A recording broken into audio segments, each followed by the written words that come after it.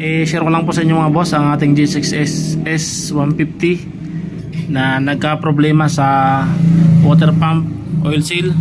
Nagpalit tayo ng water pump oil seal at siyempre dahil binuksan na natin, pinalitan na rin natin ang balancer damper at wave washer. Ito naman ang luma natin na wave washer, mas manipis na yung dito banda.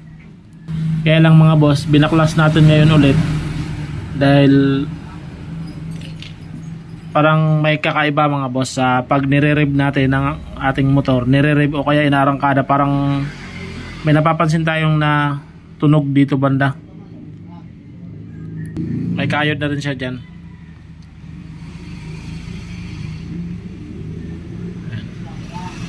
At dito rin dyan, dito sa pinaglalagyan, parang ano na siya, kumayod, parang may gas-gas na rin kumpara sa dati. Pwede rin sabihin dahil sa kayod dyan, sa gas-gas dito at dito.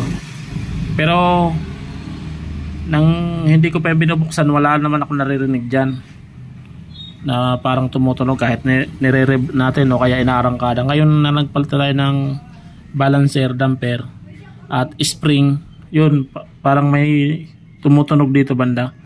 Kaya ang gagawin ko mga boss, ibabalik ko na lang yung lumang spring. Ito ang luma, maayos pa naman. At ito naman ang kanyang balancer damper. Ayan. Tapos maglalagay na rin tayo ng pin. Ito raw ang kailangan, pinaka protection niya kapag nasira ang balancer damper, kaya lalagyan natin ng pin. Ito naman na in-order natin na bagong spring at balancer damper, bali is standby lang muna natin yan. Pero ako napapansin dito sa bagong balancer damper, parang medyo maliit kumpara dito sa isa. Ayan. Pero ibabalik ko ito ngayon, titesting natin kung mawala yung parang tumutunog. Pagbalik nito, medyo mahirap ilagay dito. Kaya ang gagawin natin, diskarte natin sa paglagay niyan. Lagyan natin ng ano, testing lang natin, lagyan natin ng grasa dito. Ayan.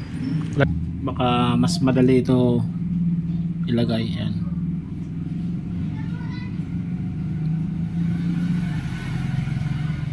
Yan naman ay hahalo naman yan sa oil bago naman yung grasa.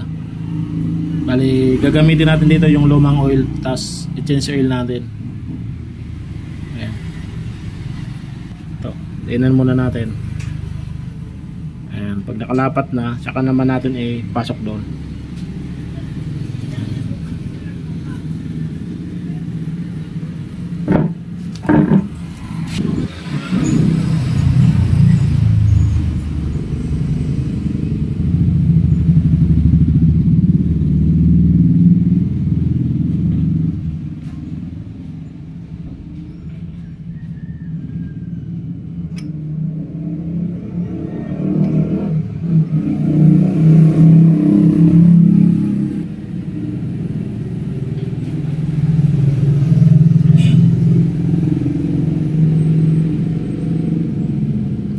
Tulak na natin, tapos pasok natin itong parang may gatla, parang may labi. Ito yung pabanteron. Ayan. Kasi pagtanggal ko nito, ganyan ang itsura niyan.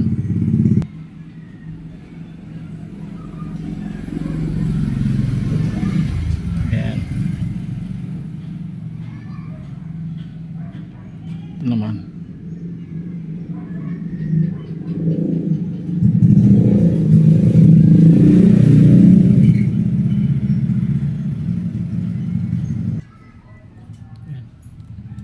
Ali, mayroon siyang space dito sa lagayan ng ano, circuit.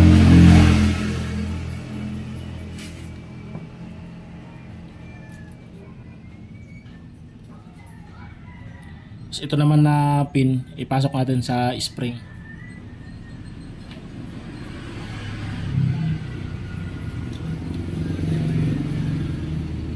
Ayan, nasa loob na yung pin.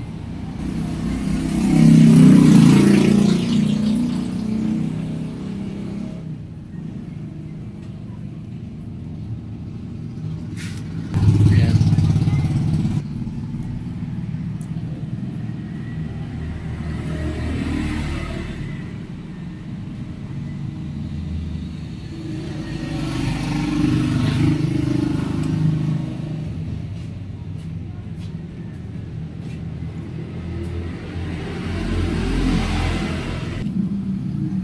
Itong clip.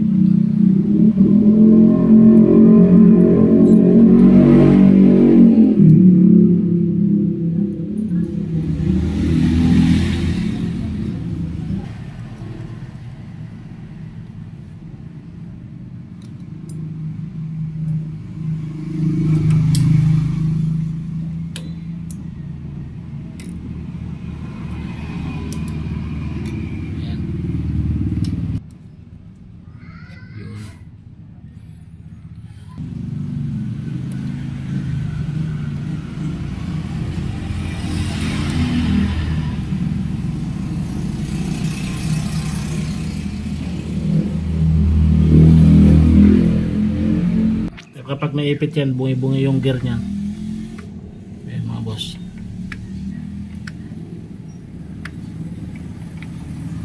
Ayan. Napagbalik nga pala nito mga boss, gaganyan natin yan. Ganyan. Tapos ito naman na ayan. Ito lalagay natin dito. Ikot natin yan, iikot. Ayan, ayan may arrow siya dyan. Ayan. Ayan. Ayan, mapansin mo yan dyan. Nakatapat dapat dito yan. Ayan. I-advance mo na lang kasi iikot yan kapag inilagay na yan. Ayan o. Kapag inilagay na yung cover, iikot naman ito dito. Dito naman ganyan. Ay, ito pala yung basahan, baka makalimutan. Nilagyan natin ang basahan dito, baka yung pin pumasok doon sa loob, pagka problema pa tayo dyan. Tsaka ito mga boss, wag natin to kalimutan na o-ring. Ito ay sa oil. Kapag wala ito, hindi yan magkakaroon ng pressure pa taas pa itong o-ring. Ito ang huwag natin pababayaan. Yan, nakaganyan yan dyan. Yan, tapos ito naman na ano. Yan. Yan.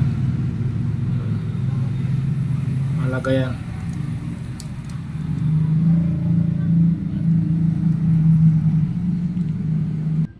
Kapag binaklas na ito, huwag niyo itong iikutin na hindi kasama yan dahil mawawala yan sa timing. Dito naman lagyan natin ng kunting oil para hindi magasgas yung sira. Mga boss, na ikabit na natin yung balancer damper, wave washer. Binalik lang natin yung lumang balancer damper at yung spring. Yung spring naman nilagyan natin ng pin. Yan. Kaya ito yung kanyang oil. Bali bukas i-change oil natin yan. Kaya mga boss, na paandar ko na yan, hindi ko na narinig yung parang lumalagapak dito sa may balancer. Yung balancer damper nga pala ay maayos pa, kaya binalik ko ulit. Start natin.